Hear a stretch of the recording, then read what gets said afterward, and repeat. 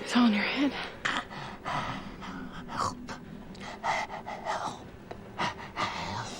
Ben, talk to me. I keep talking. Help you. Help you how, Ben?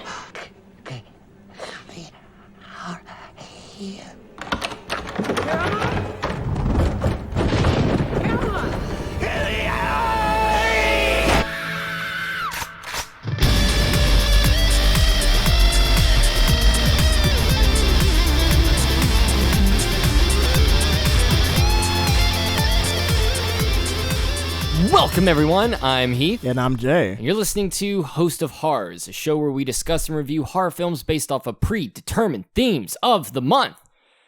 Jay! We are continuing our Haunted House Month with a movie that represents New Orleans in a way that I did not think was possible, but I am definitely not surprised about. Yeah, we kind of cheated on this one. I remember this being a haunted house movie as a kid. I don't think you really call it cheating considering the content of the film. I think it's a haunted house film, but that's just me. Well, it's voodoo going on at a house. The house itself Hoodoo. isn't haunted. Hoodoo, I'm sorry. It's hoodoo happening at a house, which the house itself isn't haunted. It's just... The house itself is haunted. There are spirits in the house. No, there wasn't. The spirits you think that are there are the hoodoo practicers. Still counts. I think it's cheating, but it's too late. We've already watched the movie and we're reviewing it, so who cares? It's not.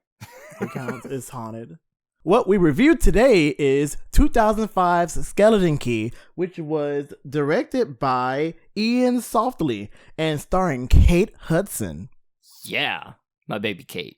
I see someone has their favorite actress right here. Not favorite actress. I love the movie, Almost Famous. That's the name of the movie. I love that movie. Absolutely love Almost Famous. It's one of my favorite movies, and she's a big part of that. Why I love it so much. I mean, her character is amazing, and on top of that, she looked really good in this movie. Oh, in this one? Yeah, she looked really good in this movie. See, like, when it comes to Kate Hudson, I always expect good looks, but, like, she can carry a movie. Mm-hmm. Like, I don't have anything against Kate Hudson, but like I think she's just kind of like mid as an actress sometimes, depending on the movie. If she fits around she plays well with others. I feel like she's more supporting rather than leading. Mm-hmm. I think, but I really think that she was able to hold her own big time in this film.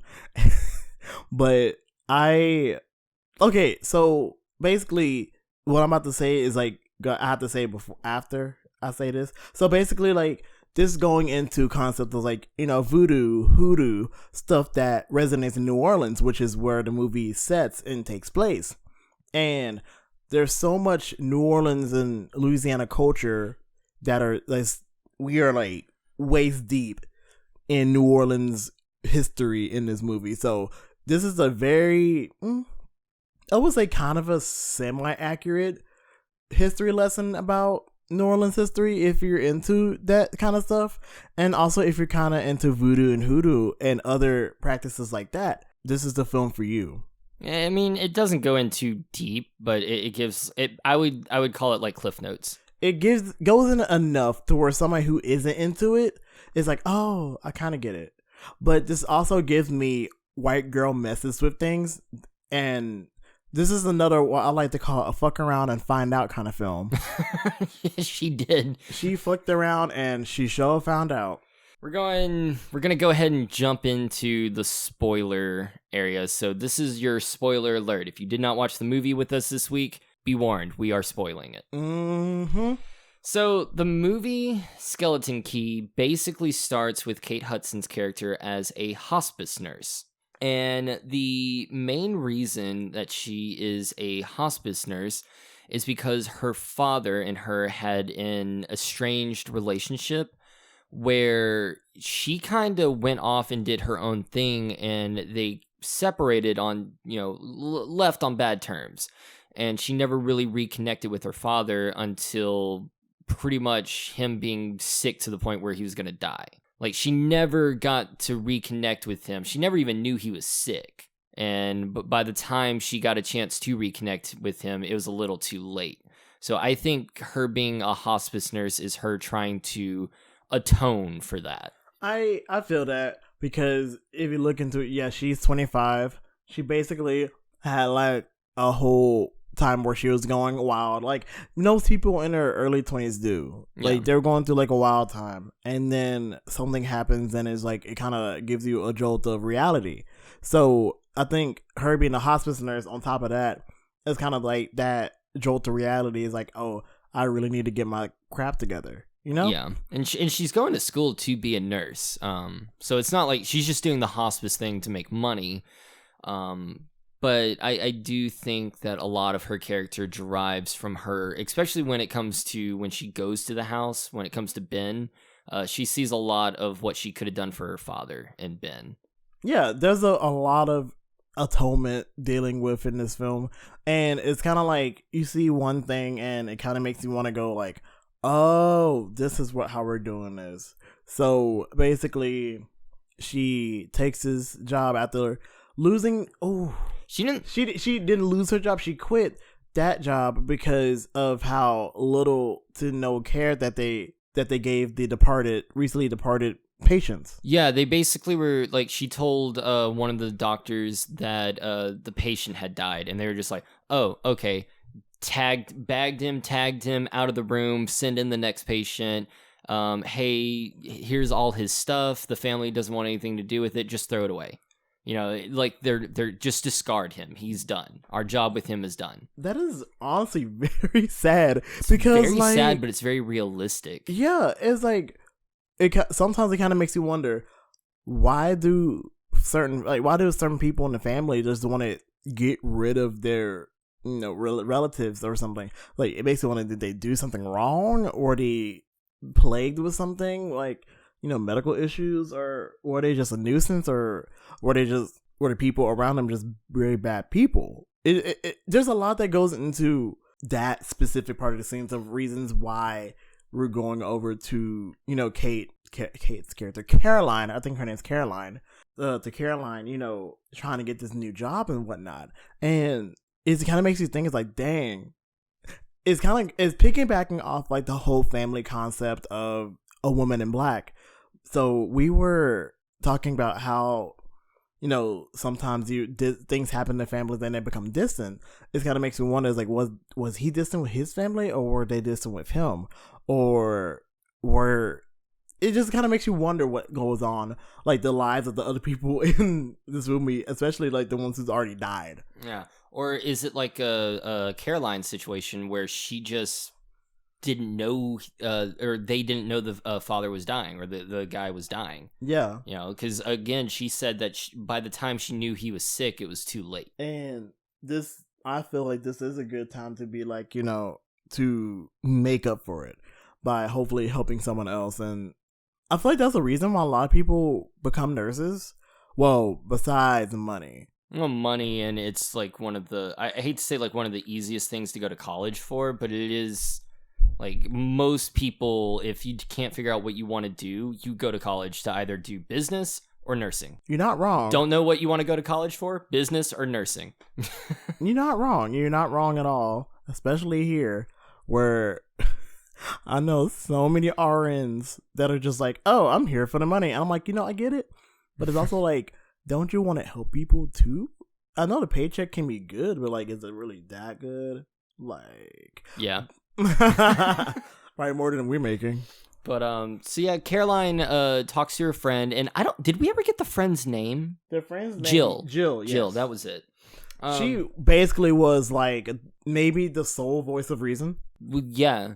I mean, I hate to be the white guy in the room, but black people in horror movies, either they die first, or they're the sole voice of reason. God, it's always it's weird. All black people are always used as either bargaining chips, first death, cross off the fucking bingo mark. But like, it's like a free space.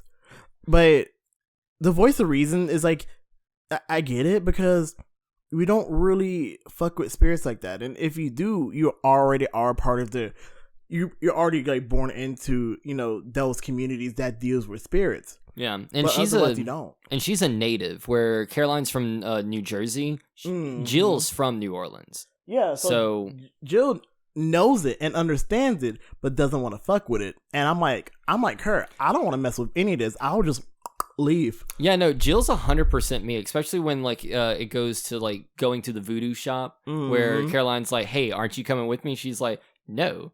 And Caroline's like, "I thought you said you didn't believe in this." Well, yeah, but just because I don't believe in it doesn't mean I ain't gonna fuck with it. Exactly. No. You don't mess with spirits if you don't know what you're doing. And as someone who doesn't really know what they're doing when it comes to spirits, I don't want to mess with that. Like, that's some stuff that will scare me shitless. That's why I don't even mess with like Ouija boards or like even like mess around with like all of that stuff. Yeah, and like I'm a 100% non-believer. I don't believe any of that shit, but at the same time, I'm also not a gambler. I'm not taking that chance. I could be wrong. Fuck around and find out.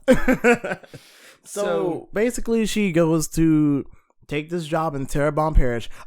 So I love the fact that this covers South Louisiana, because otherwise, no one, unless you're in Louisiana yourself, will understand what a parish is, nor what Terrebonne Parish is. I honestly can't even remember where Terrebonne Parish is at. It's south of Jefferson. It has to be, because it's very close. It's like less than an hour away from New Orleans. Yeah, because I used to live in Metairie for about a year and a half. Ooh. Yeah. Metairie's not bad. Oh, right off Veterans Boulevard, dude. There's like seafood restaurants everywhere because it was right there by the Causeway, that little bay area. Yeah. Oh, God, that sounds good. But yeah, no, I would have been the same way. I'm like, why am I driving an hour away? Well, less than an hour away. It's like an hour drive, whatever, just so I can like, take a job. I mean, depending on what the job is, I can do it. But like, this is kind of sus. But it doesn't really come off as sus. But this is also like 2005, where people still looked at newspapers for classifieds. Yeah, well, and on top of this it's basically the same thing as a hospice nurse, only you're taking care of them at their home. So it like seems, home health. Yeah, it seems a little more intimate than what she was doing, and I think that's why she's doing it. She still wants that atonement that she didn't have with her father, but she wasn't getting that at the hospital. She was not taking care of the person. She was just basically there until he dies. Where going to the home of, was Devereaux? Oh, the Devereaux family. The Devereaux family, Violet and Ben. Going there to take care of Ben seems more of you're gaining a personal connection. You're living there with them. You're part of the family at that point. And I think she kind of wants that. Well, Violet didn't really want that to happen at all. Well, she wanted it, but, she wanted it, but she didn't want it because, like, she was all like, yeah, no, I don't want her here. Like, and Paul is his name? Who's Sarsgaard? Luke. Oh, I don't know. He looks like a Paul. Sounds like a Paul, too. Sounds like a Paul. But fake-ass Southern accent. Luke Paul. But, no, it's just the fact that, like, he was basically, like, it's like when you have, like, the family lawyer that may or may not be relative to the family or like a very close friend. That's basically what he came off as. It's like, he's a very close family friend that, acts as a lawyer. And there's a lot of families I know that have, like, a lot of people with families I know that have like family lawyers that like they go to them specifically for law related shit. And I'm just like, oh, that's a thing. Yeah, and he seems like a pretty friendly dude, he is a Southern trauma, if I say so myself. That low down, I don't say low down dirty, like it's like the stereotypical Southern accent that like people who aren't from the South play. Like, it's giving me Blanche. Yeah, it sounds like Blanche. No, to me it sounds like whenever you do a Southern accent in like Broadway, but like all the actors are from New York, so it's like none of them know how to properly speak Southern. It's like, they always sound like this. Yeah. Like they come from the antebellum times. And I'm like, not everyone sounds like that. Especially in 2005. Even in 2005, no one sounded like this. People barely sounded like this up in the 90s. And I'm like, you remember the episode of like King of the Hill? Oh, Because I forgot Bill is basically like Louisiana, and he's a southern like New Orleans like native. I'm just like, no one sounds like that anymore unless they're like deep in there. And I'm like, I get it. They're from this small like little town area, and they're secluded off. So yeah, she meets Luke, and she meets Violet, and she meets Ben. So the idea, what she's told, is that Ben had a stroke after going into the attic one day, putting stuff up in the attic. He had a stroke. And wasn't able to basically move or anything. He was basically like, affected everything. Yeah. Which is a little odd because, strokes normally affect like a certain side or certain part of the body, not the whole fucking body. So right there, little odd. See, I know how strokes work, but not really. So I was like, maybe it could be a rare thing where like the whole body was just shuts down. But at that point, when they would have already called time of death, if like the whole body was basically like shutting down, he was basically like paralyzed. He was bedridden the whole time. Like that's almost the same thing as being in a vegetable state. Well, he was coherent, but like he wasn't able to speak, can do a see. That's almost like being a vegetable. Yeah. But I mean, time of death, that's going into like doctor-assisted suicide, and that's a whole different topic. Yeah, you're right. That is a whole different topic for a whole nother podcast, for a whole nother day. That we will not be doing. But no, Miss Violet did not want Caroline there at all at first. Like it took Luke convincing her in order for Caroline to get into that. Hell, it took Luke convincing Caroline to stay. If it wasn't for him convincing her, she probably would have walked out. 5 girls. Five. Yeah. 5 nurses. I'm assuming 5 girls, but 5. Well, it had. Seeing how the end of the movie is, it had to have been 5 girls. Let's just had be to honest. be. Yeah. We'll get into that, but yeah, he convinces her to stay, so she does, and she basically gains a little. Her and Violet have like this weird little disconnect the entire movie. But her and Ben slowly get this connection, and that's the whole. I really do think she sees her father and Ben, which is very sweet. Like she, I think the whole reason the third act even happens is because of that connection right there. So to just see her do as much as she does for Ben is very heartwarming. That was a lot of effort of that she put up. Being with him, and just honestly, I get it, because that incident that happened that first day that she's in there, the first night, is like boom bala boom wild, and you're just like, at that point, that's trauma bonding right there. Like you in this for the long haul after that. Yeah. Especially if you're like about to like seemingly off yourself, but literally like, oh my god. That was crazy. Yeah, because wasn't it, I think we're skipping a few things, but it doesn't, like, I'm so scattershot on this movie. There's so much that went on. And I'm just like... The part you're talking about is she's in bed, she's asleep, and she hears a noise. So she runs in to check on Ben. Well, Ben's out of his bed. And she's been told that Ben can't move. Like, he's basically bedridden. He's got to be in a wheelchair. He's got to be fed, bathed, all that good shit. With the remedies, too. Yeah, take the, remedies at 9 o'clock all the time. 9 o'clock, 7 o'clock, yeah. And here's fucking Ben, who has not only gotten out of bed, he opened a window, crawled onto the rooftop, and was crawling for his life. And he was in the rain, mind you. In the rain. In the pouring rain. He's just trying to get away, and you can just see the fear in his eyes. Like, he is terrified. Let's get into that. Let's get into John Hurt's acting, y'all. Very good. That was amazing, because literally, I wish I was able to play it like a mute person, because that gets rid of one subset of senses that you have to act with. So basically, he was acting with his body, or lack thereof. He was basically acting with just facial expressions alone. Not even fake, because he's paralyzed. Like, he cannot move whatsoever. So most of his acting comes through his eyes. That's what I found so damn... For someone to show a range of emotions using only one part of your body is amazingly talented. That's a challenge, and John Hurt deserves all of the kudos for that movie.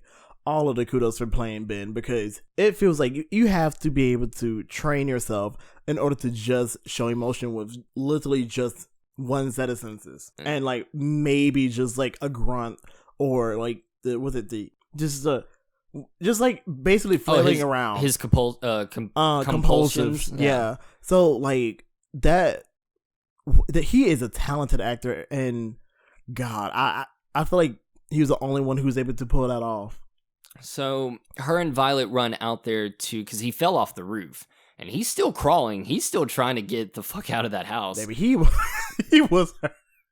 That was an incredible scene, because it was like the way that everything was composed, the shot, just the sense of like suspense that you got from it, from like where the hell is he to basically seeing where Caroline is like, yo, what the hell is going on? I would have left. I would have left before I would have even started, but like at that point I would have been like, gone, because that is not cool. Well, she did not sign up for all that. Yeah, but what happens is as they go to check up on Ben, Caroline has to run in the house and get his wheelchair, which is in the bedroom. Mm-hmm. Well, when she runs in there, she notices that a potting plant, or whatever you call it, fell. Yeah. And with the soil in the pot, Ben or someone had written "help me" on his sheets. So she grabs that, tumbles it up, and puts it in her little locker area or her little dresser, and then brings the wheelchair out. Cause that shit's weird. Little fucking weird. Like, that shit's fucking weird. What's even weirder is when Luke comes by the next morning and she tries to show him the sheet that says "help me," and the sheet's clean. Mm-hmm. Perfectly clean. There's nothing on it. It just makes you wonder what's going through Caroline's head as all of these things are happening. And what's going on. Because it does seem like it's not really, it seems kind of haunted housey at first. Mm-hmm. Like, you know, there are spirits that are messing with things, especially when it comes down to the mirror aspect. So there are no mirrors in the house. The mirrors had been taken down. And I think what was the original reason that Violet gave? I know the second reason, but what was the original one? It was because she gave the excuse of like, oh, girl, I'm so old, I don't need that mirror. That's she didn't want to see herself. She didn't need a reminder of how she's aging. Yeah. Okay. So, which I'm like, I get it. If you want to be old, it's like, and obviously she doesn't really wear makeup or like anything. She just kind of like puts on her clothes, you know, washes up and go. Like there's not really much in the form of like dolling up that she does. And plus she's older. A lot of things just kind of happen by muscle memory anyway. Yeah. So I get it. But it was still weird that there are no mirrors, and you can tell obviously where all the like mirrors were, and they've been there for years. Mm-hmm.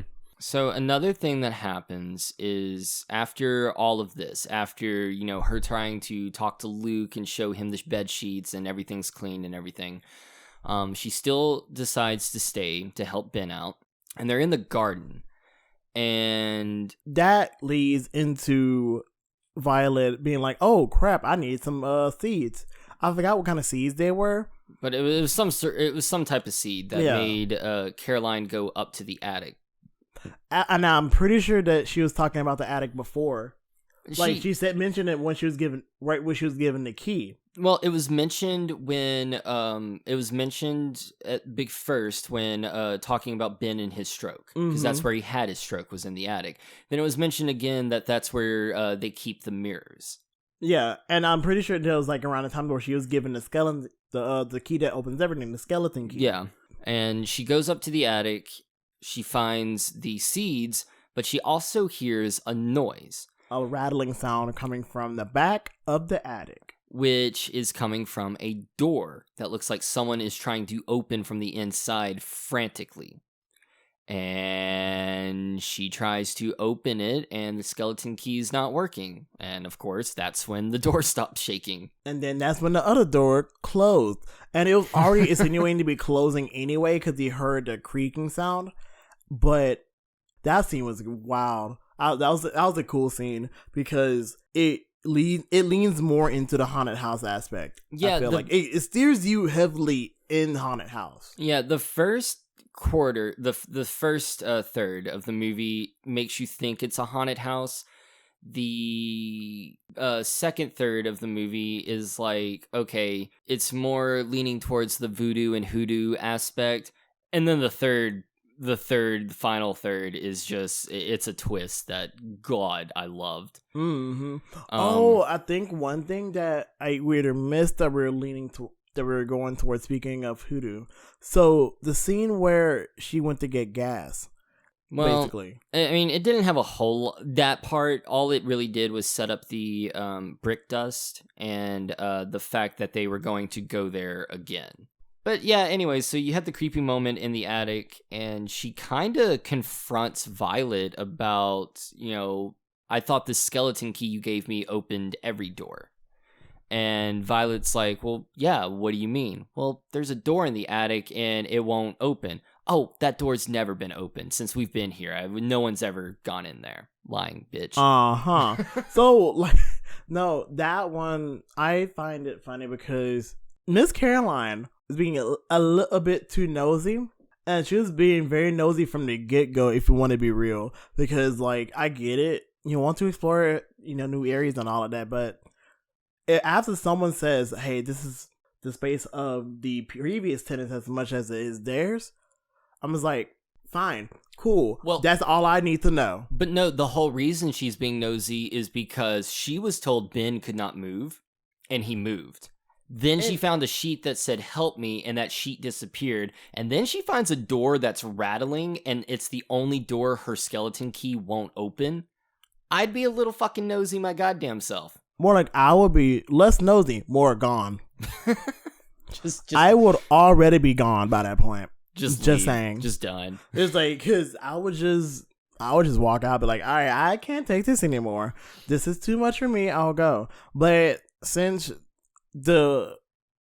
all of the suspicions haven't set in place, the seeds of suspicion haven't set in stone, everything's turning. So I'm like, I get it. She's trying to solve a mystery that she kind of didn't need to solve, but she is solving because things are happening and things are weird. So that makes a lot of sense, I guess.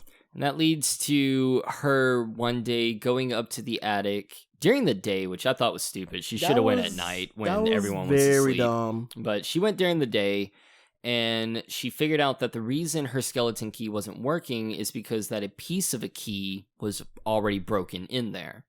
So she pulls that out, puts her skeleton key in, opens it, and finds a hoodoo sanctuary, or shrine, whatever you want to call it, where there are books, totems, records, one record in particular, which was called the Papa Justified Conjuring something another. So also another thing too that was a good reference was the pictures, talking about the brother and sister that they inherited from. So after she picks up the photo and the other card pops out with the black couple, the servants, and the white children. Yeah, the little children. And it turns around, like Papa Justify and Mama Cecilia. Cecilia, yeah. So that was a good little foreshadowing moment to the attic scene where you see all of that, and then you see where it says Papa Justifies conjuring sound. So it basically is like an early 1920s spell, basically. Yeah. I thought it was really interesting using audio as a way to just kind of recite all of the spells that voodoo people use. Okay, I was like, okay, that's interesting, because usually that's more so a written thing, but well, I mean, there was a written aspect to it, but hearing it too, it just kind of relates to the times, because 1920s invention of sound, roaring 20s partying and all of that kind of stuff. So it's a nice little tidbit, that I really enjoy. And she basically steals the record, gets it out of here, and takes it to her home in New Orleans, which she's roommates with the Jill girl. With the Jill girl. Well, she's only there, her only characteristic in the movie is to be skeptical and the friend. Yeah, Caroline's friend. So that's, I don't know. I wish she had a little bit more the A character little bit development, more meat. because I think the ending where like she shows up at the end would have meant a little bit more. But she did seem like a good friend, so it meant a little bit. oh yeah, Did an okay job with that. But she shows up and she listens to the record, and then of course her roommate Jill walks in and is like, "What the hell are you doing? Hey, do you want to buy me a drink?" Jill, no questions asked. They go drinking. Basically, this is the point where Jill explains to her the difference between voodoo and hoodoo. Well, voodoo was never really explicitly mentioned. Yeah, it was. Caroline, No, you're right, Jill, because she corrected her. Jill called it hoodoo. And Hoodoo. Caroline said, "You mean voodoo?" And it's like, "No, there's a difference." Yeah, And she you're right, explains that difference. And basically the whole difference is voodoo is mystical. It's a magical. religion. I thought hoodoo was the religion. No, they said voodoo is a religion. I thought hoodoo was the religion because it only works if you believe it. That's what like Jill said. Unless I'm tripping. I'm probably tripping. But I could have sworn they said voodoo was the religion. And then hoodoo was like the culture. Like the practice and the culture. It may be reversed. I don't know. I don't believe in this shit, so I don't know. But anywho, she explains the difference. And that's when Caroline basically tells her exactly what she saw in that attic. And Jill's like, "You need to stay away from that shit." And I forget how, but it's mentioned where her Jill, I think it was her mom, is into hoodoo or believes in hoodoo. Someone in her family, and then she basically went to the location where it's at. Like, she goes to a little store, and that's where she gets all her stuff for the religious practice. But at first, it just looks like a regular little laundromat. Yeah, just a laundromat. That's all it is. And Caroline's like, "Seriously, that's it? All right, well, let's go." And Jill's like, No, I'm not going in." "What? I thought you didn't believe in this shit." "Yeah, but I'm still not going in." So it's like they don't go first, but because of all the more things that are going on at the Deborah household, Caroline goes shopping. So she goes to the laundromat area and she talks to the lady there, and basically she says, "Hey, Miss Mama's knows what she was doing." mm-hmm. She really, the minute that Caroline explained the situation to her, Miss Girl, and like, so vaguely was bam, too. bam, bam, bam. So vaguely. I mean, she was just like, "Yeah, I'm in this house," and the mom's like, "Oh, and this is happening." "Yeah, and there's this guy and he can't speak. You want him to speak? I got you, sweetie." Yeah, he was bound. Like, basically, he was bound, and it's like, "All right, unbind everything." So she basically was like, bam, bam, bam, bam, put everything that she needed into like a little box. And that was the most help. She was also one of my favorites because she was like basically like the most helpful. She was the most helpful out of everyone there. And barely little screen time. Like, hardly talked, hardly did anything, but she was the most helpful person. Mm-hmm. But I think this is what I thought of. So I kind of want to reel back a little bit. You can tell that there's like this little like chemistry maybe between Luke and Caroline, right? I just really like the scene where they're on the bed after like he was trying to show her everything, and Violet walks in on him and she was all like, "Bitch, what the fuck is this?" And I just thought that was a hilarious scene because you can tell that it's going against what Violet's trying to do, and Luke was all like, "Hey, I'm just along for the ride." Like I think he was really trying to get with her though, like using his southern charm to get with her. No, it's actually a lot funnier when you know the twist ending. It honestly, that's a lot funnier when you know the twist ending. Oh yeah. But that was there's a lot of cute little setups that pay off in the end. That's what I like about this movie. There's a lot of payoffs. Speaking of, we did skip a part. So before she ever went to the voodoo place, she brings up the attic to Violet. Oh, right. I did. Oh, I skipped all of that. Shoot. She mentions, well, no, because she did. She got the record, went home and talked to Jill about it. Mm-hmm. Her and Jill were gonna go into the laundromat and never did. Mm-hmm. And then that's right. And then she talked to Violet like, "Hey, I went into that room and I opened it. what the hell's going on? I know you're lying to me. You know what's in that room. Tell me what's going on. And that's when we get the backstory to the house, which was one of my favorite part. Like, I think it was like my second or third favorite part of the movie, but it was also heartbreaking. But it kind of made me feel better in like a sick, morbid way when you know the twist ending. You are a sick, morbid person. Yeah. So anywho, there was Papa Justify and Mama Cecile, who were the house servants at big business. What were banks? I think they were bankers or whatever. It's basically, you can call it the premier plantation. Pretty much. The big house, as they say. And they were the house servants, but they were also practicers of hoodoo. And very powerful at that. One night, while having a party, the adults and the mom and dad and the adults realized that they can't find their kids. So they made it a game to be like, hey, let's play Find the Children.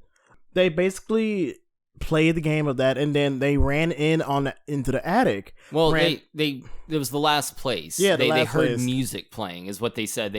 So they couldn't find the kids, and they heard music playing up in the attic. And when they went up in the attic, they found that room and found that Papa Justified and Mama Cecile were teaching the kids hoodoo. And I think they're like it looked like it was mid ceremony, because I think they're like convulsing. Or it felt like it was convulsing, or they're like in the middle of like the ceremony of the conjuration. Yeah. And because of that, the people hang them.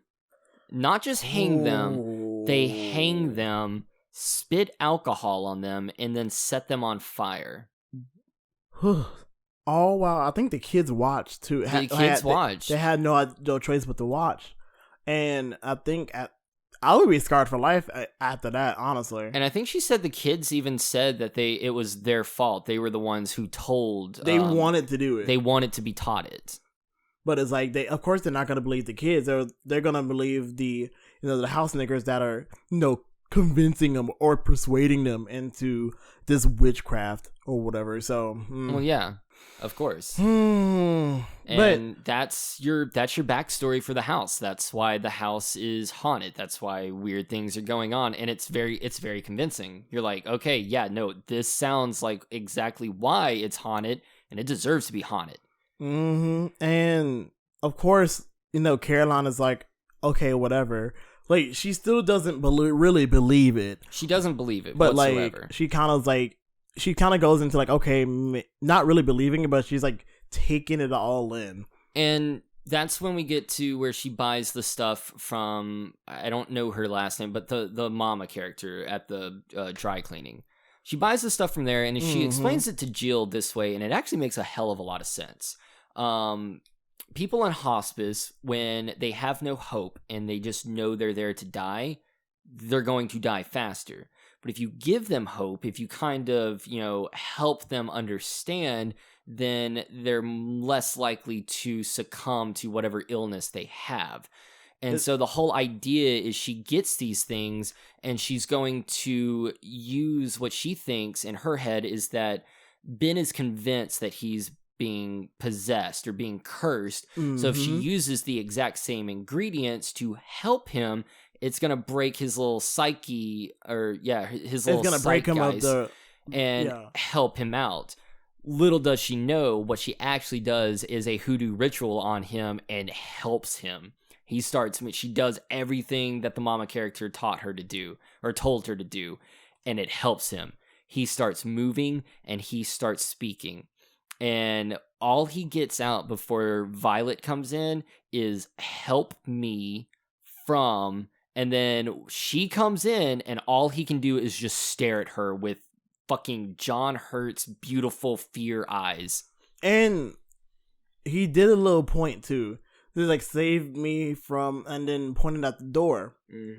And I think also with the mirrors is like, I think we missed the part where the mirrors are taken down because he can see. They say you can see the spirits in the mirrors, and that's why they're taken down. There is a moment where he's in the bath and she has a mirror and he's looking at the mirror a little fearful, and she opens it and he basically has almost like a seizure in the bathtub. So there is that moment. And the use of mirrors in this film, I am a sucker for when people use mirrors in interesting ways. It's like you can also tell with the use of mirrors that you can see the shadows. And the one aspect of the movie, you can tell like with certain aspects of the mirrors that you can see the shadows when moving along the mirror.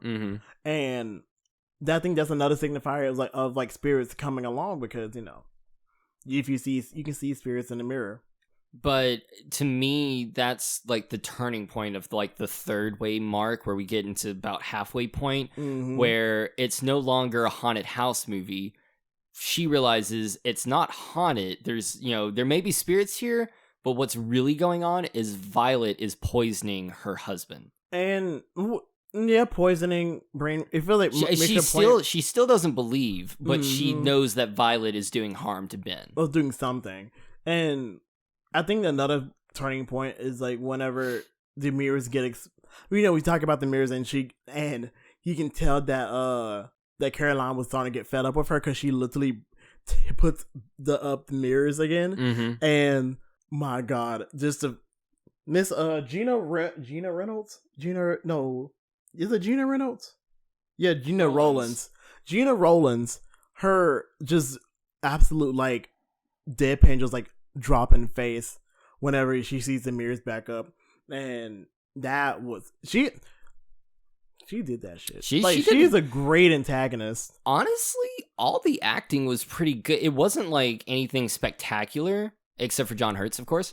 But it wasn't bad either. There wasn't a bad actor in this movie. No, like every person I feel like was utilized perfectly. Yeah. Like no wasted talent at all. Well, maybe a little bit for Jill, but that's like very minor at this point. But even with like what little she has to work with, you still feel the love and connection she has for her friend Caroline. So yeah, so she found out that Ben is being poisoned, and she says she's gonna help him. She's gonna do that shit.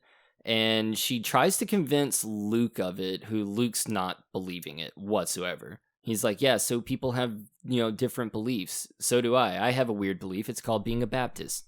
I thought that was a funny line. That was funny. Yeah. Little did you know.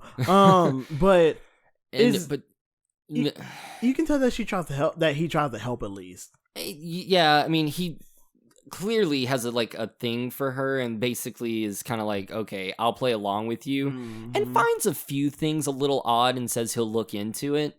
But Caroline says enough, and they go, she gets a little more information from the gas station residents about the record. And that was cut so short. Like, I feel like I think you were the one that said it. Like, that scene seemed like it was longer than what was actually shown on the movie. It did felt like there was a cut, like a little bit of a cut, because you can tell that like there's more to what the blind lady was saying about what was going on, especially since she, like, once Caroline figured out that it was a conjuration that was being played, that she was like, okay, she knows. Okay, you gotta tell us something. And it's just the fact that with all of this, they're just all four, because that she really wanted to like atone for not being around for her father. So she is basically like, Ben is basically her father. Her surrogate father. Her surrogate father at this point. And it's heartwarming how much effort she goes through just to be able to, help him. Yeah. And she gets Luke out of there. Luke goes and does something while she goes back to the house, determined to get Ben out of there. And at this point, Violet has broken the facade. She's got her book out. She's cooking up some weird chicken shit that, you really only see voodoo happening when you see chickens being cut the way she was cutting the chicken. And this is the first time that Violet is really showing that she believes in any of this, because she brought in the brick sand. which is told that no one may pass if you lay down a line of brick sand, it keeps the bad spirits away. It keeps anything that tries to harm you will not be able to cross it. Mm-hmm. And that leads to probably my second favorite scene. Her egging Violet to come into the room after she poured the brick sand down, and Violet not being able to, and both of them realizing it. I loved that scene because both of them were still trying to play innocent, still trying to play coy, but they both knew that she knows I know, and she knows I know that I want to kill her. Ooh. And then right after, about the scene with, oh my god, the hoodoo ritual that actually works with with Ben, and the utter like defeat of like locking the door. I forgot that she like was trying to like, what was that? What drug was that? The little stuff that she like injected into the sugar. That wasn't after she helped John. That was after the red line. No, I know, but I could have sworn that like, I don't know what drug it was like right after. Huh? No, I could have sworn that was right after. No, she did the ritual for John, and then for Ben. I'm sorry, did the ritual for Ben. Met up with Luke. Went back to the house. They had the red brick line, and then she's like, "Ben, I'm gonna get you out of here." And that's when she starts putting the drug in the sugar. Okay. So basically, there's another tense scene, the dinner scene, where obviously Violet did something to the gumbo because she is egging her on to eat the gumbo. And Caroline's like, nope. While Caroline is egging her on to get the sugar in the tea. and you're just like, no, she knows. I know damn well she likes to make sweet tea. Like, that's a whole southern thing is making sweet tea. Mm-hmm. You put sugar in that tea, there's something going on. And Violet's just like, nope, I'm not going to do it. I'm not putting sugar in my tea. And you should eat that gumbo, though. And Caroline's like, nope, I ain't going to do it. I'm not that hungry. And, man, that was an intense moment. And you just know. And you just know what's going on. And then the moment where Caroline was like, fuck this shit, and literally put the sedative in the tea. That was... Because the power goes out, and Violet's like, oh, I'll go and get candles. Hang on, before I get candles, let's get rid of this sugar. She took that sugar out, and I was like, oh, it's a point of no return right here. And Caroline's like, nope, I'm just going to pour the whole damn thing in her tea. Says, I'm done. Of no return. And so then Violet drinks the tea, and they have a little moment where Caroline confronts her. She's like, yeah, you're trying to kill Ben, aren't you? And she's like, I will do with my husband whatever I feel like.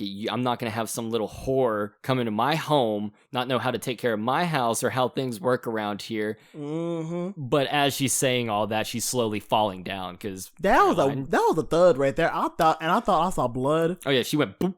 I thought I saw a little bit of blood pop out too, and I was like, oh, I thought legit that she was about to like be close to death already. Yeah. So Caroline, then after she thuds to the ground, Caroline runs up, finds a curse symbol under Ben's bed, finds the bed sheet that she had with "Help Me" written on it in Violet's room, and she's like, that bitch. So she takes the bed sheet, takes Ben, and she tries to leave. Well, as she's trying to leave, all manner of hell breaks loose. It's raining. It's muddy out. She's got a little Volkswagen. The gate's been shut and locked. Mm-hmm. And she cannot get out of there whatsoever. She tries to ram. Hard. She tries to ram the gate, and we're just like, bro, you thought she thought she was gonna get out there. She thought she was gonna get out. But that little beetle could not handle it, and then the third time that she does it, she spins out and then breaks down the car. And finally, she's like, you know what? This is not happening. This is not working. So Ben, I'm gonna hide you here. You'll be safe. I will come back. I promise. This is about the time Violet wakes up, grabs a double-barrel shotgun, and says, I'm going to shoot this bitch. Another thing about Southern homes, you're going to find a gun somewhere. You're going to defend yourself some way, somehow. But luckily, Caroline leaves. She escapes via boat down the bayou. See, that was pretty cool because I forgot that the bayou was there. Mm-hmm. Like a good chunk of the time. But like that was another good callback and, foreshadowing to use that bayou to escape. Mm-hmm. And the rain also helped a lot with, Caroline being able to escape because I know Miss Violet wasn't able to see that well with the, trying to aim and shoot. Them old eyes. Mm-mm. So basically she ends up, finding help, getting back to Nolan's and entering Luke's home, which I'm pretty sure it was like Luke's home was on like the address is on like on a card probably. Yeah, because he gave her a card. And when she's there, she's trying to convince him of, Violet's evil deeds.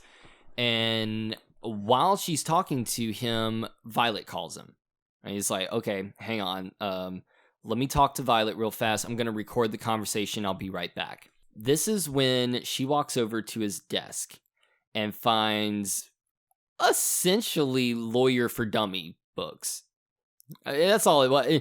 This was the only part I really hated about this movie was she goes over to one desk in his room, in his entire big-ass home, goes to one desk and finds 3 books on how to be a lawyer, pictures of her scattered all over the desk, pictures of her before she took on the job. Then she opens a drawer, finds a bunch of chicken bones and bird feathers and shit like that with a ring that is the exact ring that was in that hoodoo sanctuary at the Bayou Mansion.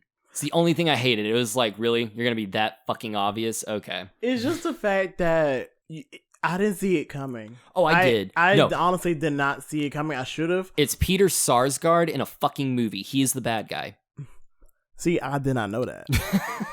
So I did not see this coming at all. I do want to say one thing before we move on is I actually got a chance to see Peter Sarsgaard perform live. Ooh.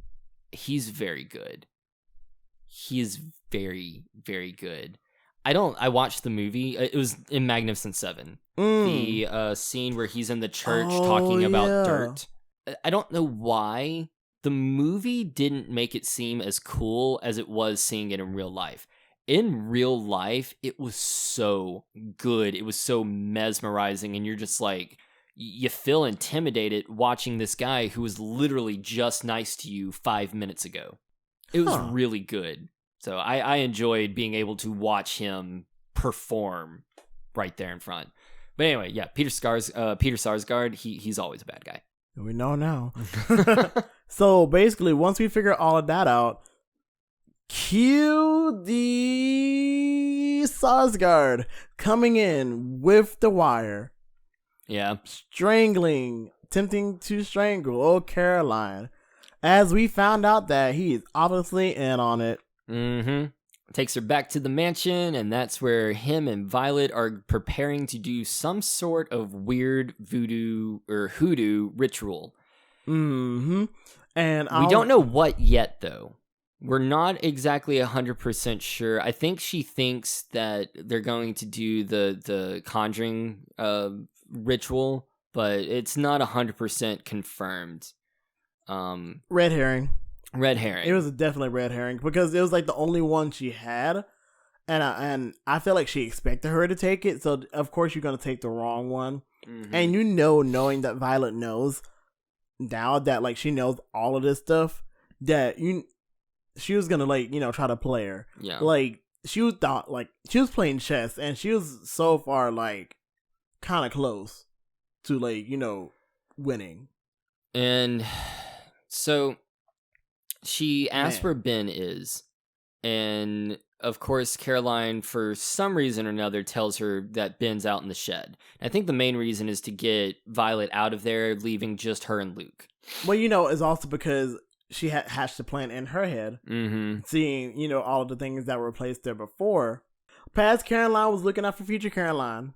So good for her. Violet goes out to get Ben out of the shed, which leads to her Caroline wanting to go to her room, and Luke's like, no, you're not going to do that. And she's like, well, yeah, just let me go to my room. I just want a picture of my dad. Let me get my picture of my dad before you try to kill me. And he's like, oh, fine, whatever. And she makes her way to the room, and he stopped because that's where the brick line is. And he's like, oh, God damn it. I just got played. Fuck. Violet meets Ben, finds Ben. Ben tries to stab her with shears, little gardening shears. And she's like, nope, not having none of that shit. Come on, Ben. And drags his ass into the house. But Caroline has escaped at this point, gotten more brick sand, and basically starts making a barrier in all the hallways, all the entranceways, makes her way upstairs, like blocks off where they can't even get to the stairs, and then starts blocking every doorway upstairs. But then smart. It was very smart. But Violet, for some reason, was able to get up and basically like climb to the second story. From outside, climb to the second story. This woman is powerful, y'all. Through a window, through a window, opens one of the bedroom doors before she gets a chance, and they have a little tussle, making her drop all the brick sand. Mm-hmm. And then they tussle. Them girls like to tussle. So, and then they, go all around, like, trying to strangle each other. And then in one foul move, Caroline swoops Miss Violet over the ledge of the stairs, dropping her down, and Miss Violet breaking her legs. And that was a very visible like break right there, and I felt myself cringe. Very wince-inducing. Mm-hmm. So Caroline makes her way up to the attic, which is the only safe place there is now. But when she gets there, she is met with a symbol in the middle, surrounded by candles, surrounded by mirrors. Almost the exact same thing that the kids were doing all those years ago. During the party. The exact same get-up. Mm-hmm. Violet makes her way to the the wheelchair stair lift that they had for Ben, makes her way there, gets up, and finally crawls her way to the attic. But Caroline, being smart yet again, ended up ripping a protection spell from the book and drawing that, thinking, okay, this is going to protect me. I ran out of my sand, but this is going to protect me from Violet. Mm-hmm. Leading Violet to basically say, check and mate, bitch. That's not a protection spell. That's a containment spell. You now can't leave that circle. And she was trying her best to not believe. She was like, I don't believe. Yeah, well, I don't believe. Because Violet said, we needed you. You're the first we needed you to believe. You're the first person who actually, it takes a while, but you're the first person to actually believe. And that's what we need you to do, is believe for it to work. And Caroline's like, no, I don't believe in this shit. Knowing that she does now. And that was the main reason why she put up so much effort, is because she believed all of this. And Violet pulls a mirror in front of Caroline, and Caroline sees herself in the reflection. Then that image in the mirror turns into Violet. And then Violet turns into the child. When the child turns into Mama Cecile. Mm-hmm.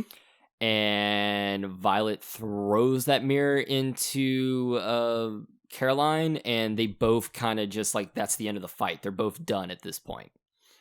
All the while, fucking Sarsgaard, Luke, walking around, holding a little black candle that's lit, saying some weird little chant. Basically helping from the outside. Yeah. And Caroline wakes up. She gets up. And she does not smoke whatsoever. She has not smoked this entire movie. Mm-mm. Know who has smoked? Violet. Violet loves smoking. She smokes specifically, looks like those black cigarettes. Black cigars. Mm-hmm. And Caroline gets up, walks over to Violet, picks up her pack of cigars and her lighter, lights one up, and now has a southern accent. What just happened here, y'all? The fuck just happened? I'll tell you what just happened. What the fuck just happened, y'all?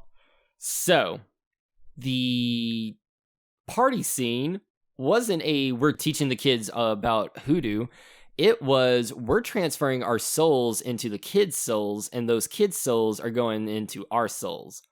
Then we did that with Violet and Ben. And then we did that with Luke and Caroline. Oh my God, and it worked. It worked. And that's what I was saying, why I kind of love the flashback scene, is because even though those racist piece of shits were hanging and burning black people, what they were actually doing is burning and hanging their own children. Fuck. I didn't even put two. I didn't even think about that. I didn't put two. Oh my God. That's fucked up. That is real messed up. Oh my God. When you put two and two together, it's just really, really, really, really fucked. Yeah, no, and that, honestly, that twist makes this movie for me. I loved it. I genuinely did not see the twist coming. Me neither. I didn't either, because I was like, bro, why she got a sudden accent? Then it kind of pulls you right back in whenever Luke shows up and basically, cradles her, and he puts on the ring, and you're just like, oh, he calls her Cecile. All of a sudden, you understand. They just transferred their souls into their bodies. And obviously, Papa Justify already did that to Luke a long time ago. Mm-hmm. So he knew what was going on the whole time. And all was needed was another vessel. That probably means that Ben was Papa Justify at some point too. No, it does. And the Ben we see in this movie is who Luke used to be. Before Justified got in Luke's body. Wow. Yeah. That means it makes you wonder, like, how did Luke get involved with them as well? Okay, so that makes me wonder that. Well, okay, so you had the kids from the party. Mm-hmm. And then it's explained that those kids, after the mom and dad lost all their money, and basically the dad shot the mom and then killed himself, the kids got the house. Mm-hmm. So they probably murdered the mom and dad. They got the house up until they were about 60, when they both came down with a stroke. And Ben and Violet were the ones who bought the home. Yeah. After they got a stroke. Luke became their lawyer about 1.5 years ago. Around the same time, Ben got his stroke. Oh, shit. No, yeah. You was waiting for another vessel. And it also makes that whole romantic subplot even hella funny, because it kind of actually happens. But it's weird, because it's like, it's them, but it's not them, but it's them. And you're just like, oh, this is weird consent thing. But they literally, like, basically became a couple again after so long. And now they're basically, it's like the whole cycle is restarting again. Yeah. And I'm pretty sure because of the efforts of Luke, quote unquote, now the house is in. No, remember, because Jill shows up at the end after the cops and everyone are there, and they're taking Violet to the hospital because she's suffering a stroke. And now both Violet and Ben are suffering the same stroke. Yeah, and Jill's like, hey, Caroline, what's going on? And Caroline's like, what? Oh, yeah, my roommate, Jill. Hey, what's going on? Yeah, actually, I think we're going to stay here and take care of Ben and Violet for a while longer. If you don't mind, can you ride with Violet? I got a few things to take care of here. Thanks. And walks away. Jill's like, okay, that's kind of weird. And Luke's all like, yeah, I think Violet and Ben took a real liking to Caroline. And Jill's like, why would you say that? Well, they left the whole house to her in their will. And he kind of gets this weird smirk on his face. And you're just like, oh. Dude, they planned this shit out. And it's beautiful. See, this was a damn good twist. Mm-hmm. Like, honestly, Aaron Kruger, who wrote this movie, beautiful. He did that shit. Because every part, because you have the first part where you think the house is haunted. Then you have the second part where it becomes, okay, it's basically going to be a voodoo hoodoo showdown. You know, this person versus this person, good versus evil. And then you get this fucking twist and you start realizing the layers to this twist, to this plot. And you're like, God damn, that's good. It was very, like, really thought that it was a roller coaster. It felt like it was a roller coaster, especially once all of those twists happen. And it just when you realize that, Justify and Cecile are still there to this day, and their souls are like living on in these like hoodoo masters' bodies. And like my favorite part of that part was like the joke about Cecile's like, dang, I wanted a black girl this time, but you're like, the black girls don't leave. I'm like, that was so. It felt weird having white bodies say that, but now that that like the originators of those souls were black and they're using white bodies as a vessel, you're just kind of like, no. To me, funny. what I found funny about it was it's 110% true, because being a white person, we fuck with shit like that. I know if I go to a haunted house and people are like, ooh, don't touch that, or ooh, I don't like the vibes of that, don't go in there, I'm like, bet I gotta go in there now. Me, on the other hand, I would be like, I will follow my instinct to be like, okay, no, I don't want to mess with this. And like, you, as someone who's usually easily convincible, like, no, that's something I'm just like, I'm gonna stand my ground. I was like, I cannot, no, I don't mess with spirits. I don't mess with like witchcraft shit like that. And this is a prime example of why I don't fuck with any kind of fucking like witchcraft shit, because that shit like this happens. All of a sudden, my body's not even mine anymore. And I don't like the concept of possession is cool and all, but like seeing it happen multiple times, and like not in real life, but like in media and in a not a good way. No. No. I don't even fuck with like seances and stuff like that. Like that, no. I just can't do it. Yeah. I just refuse. Like, no. That's a whole no. But like the way that this movie just delves so much into this culture against the backdrop of New Orleans' birthplace, that's what gives me a liking to this film. On top of like the decent acting, the well-paced, well-calculated story.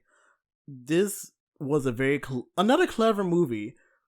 Like, for some reason, we've been watching some pretty clever movies in the way that they set up the plots and set up for twists at the end, or set up like, for random twists at the end. Like, M. Night Shyamalan can never. Yeah, and I mean, you're talking about how well-paced it is. This movie's a little over an hour and a half.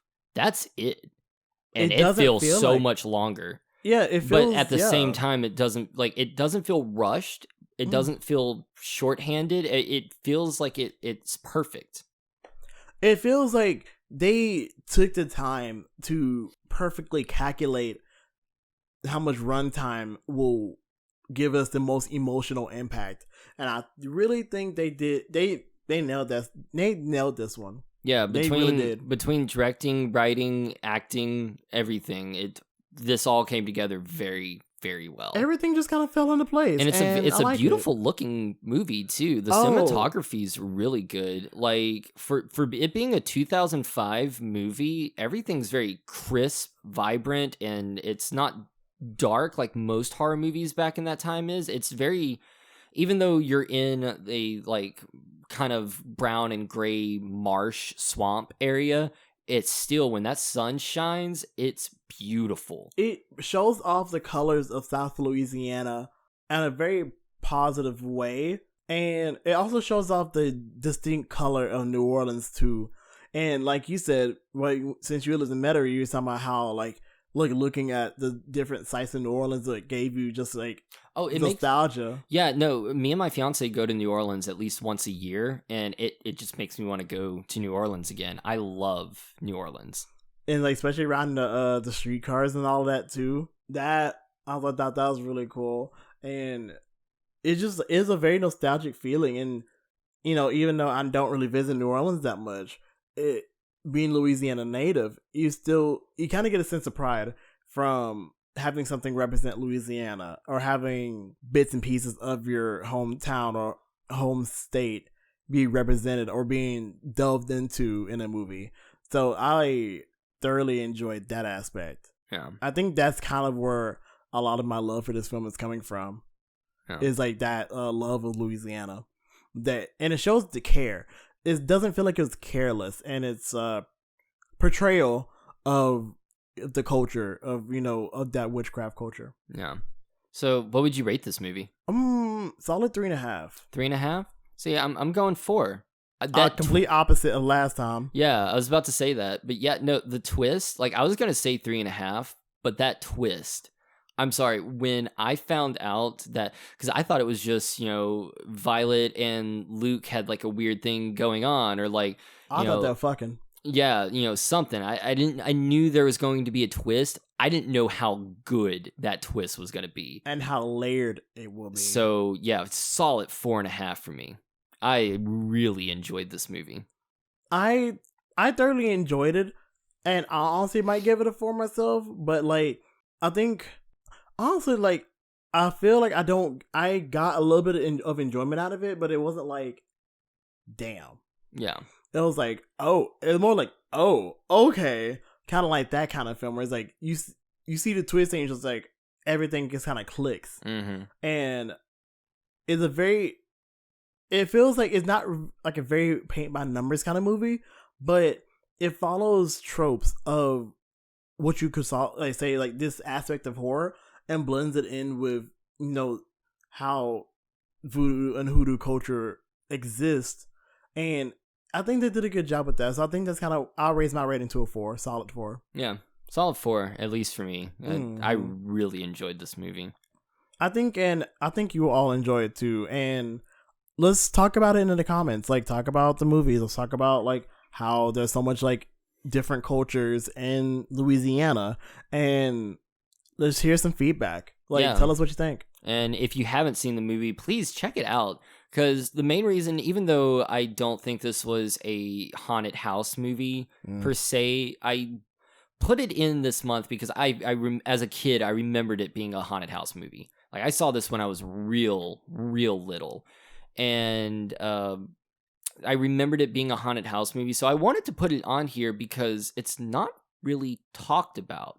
And even though I personally think we cheated a little bit, I'm still glad we did this. And I'm still glad we're putting this episode out because I want this movie to get a little more recognition. There's a lot of horror movies out there, like, let's say, Blood Rage, for example, that are very, very good and I think deserve to be talked about more than they are. And I would chalk Skeleton Key up there with it. It's also funny that we're basically the Blood Rage fandom at this point. Yeah, we're promoting the shit out of that movie. They should run us our coin. They should give us at least a copy of the 3-disc collector's edition. Yeah. I'm just saying. Like, instead of being sponsored by what is it? I don't even know what. Like, instead of being sponsored by Nordyne VPN, we're just sponsored by Blood Rage. Yeah, just the movie Blood Rage. Host of Horrors brought to you by Blood Rage. But anywho, yeah, just like talk about it in our socials. We have Facebook, Twitter, Instagram, all of the stuff, especially Letterboxd. I want to have more conversations on Letterboxd because I love Letterboxd. Yeah, Letterboxd is awesome. And, we're also on YouTube and all podcast streaming platforms, including Spotify, Apple Podcasts, Google Podcasts, Stitcher, all of that good stuff. And also, okay, there's this thing called Podchaser, right? You can rate podcasts and stuff. Please give us, comment and rating on that too, so we can get more recognition on there. Because I want to like get sponsored, not really sponsored. I want to get featured by them on Twitter, and I think they're really cool. And I've explored a lot of different podcasts because of them. So like, shout out to Podchaser. And also shout out to our host, Red Circle, for being awesome too. But yeah. And so next week we are doing another movie that it's a haunted house movie, but it's not what you would think of when you think of haunted house movies. We love subversion. And this is more like a ghost prison house movie. It's 13 Ghosts. Oh, I gotta watch this one. Have you not seen 13 Ghosts? Nope. It is my fiance's favorite movie. Like, favorite horror movie. They thought it was a kid's movie growing up because they watched it so much as a kid, explaining their personality very, very well. You know, Nick, it explains their personality very well. I am not gonna say anything. His laughter says enough. So check out 13 Ghosts and follow us next week when we will be discussing and reviewing it. And until then, I've been Heath. And I've been Jay. And this has been Host of Horrors.